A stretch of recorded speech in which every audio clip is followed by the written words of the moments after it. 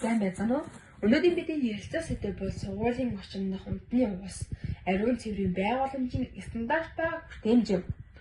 Сургуулийн орчинд үндэсний ус болон ариун цэврийн байгууламж нь сурагчдын эрүүл аюулгүй орчинд суралцах эрхийг хангах үндсэн нөхцөл болоод байна.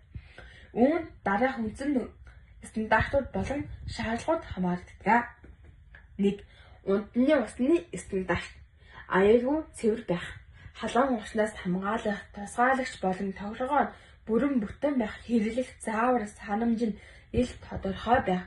Өдөр бүр тогтмол ариутгаж цэвэрлэх шүүлтүүрийг сард 1 удаа тогтмол солих.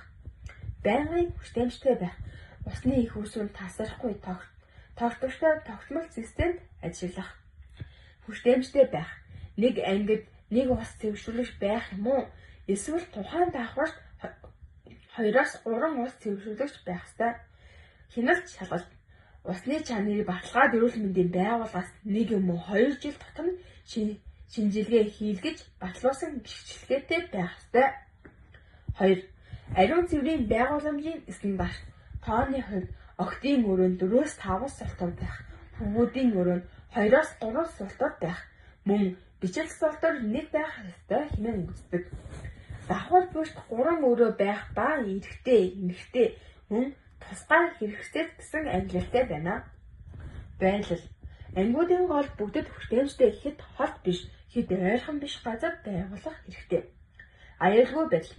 Тухайн сурагчдын дундаж хэмжээнд хүрсэн стандарт шаардлага хангасан байх.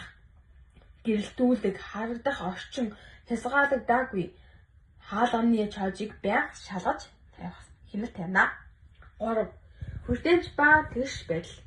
Бүх сурагчдад хүртээмжтэй байх. Тусгай хэрэгцээд хүүхдүүдэд зориулсан ариун цэврийн байгууламж гар барих, түшиж босгох, өргөн хаалга зэргийг бүрдүүлсэн байна. Хүүсийн тэгш байдал.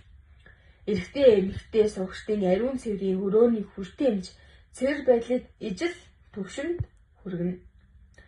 Хөдөө орон нутагт цэвэр усны хэрэглээ бага байвал ус хэмнэх технологитой аюулгүй ариун цэврийн өрөөний шийдэл ашиглахыг зөвлөж байна. Анхаарал хандуулсанд баярлалаа.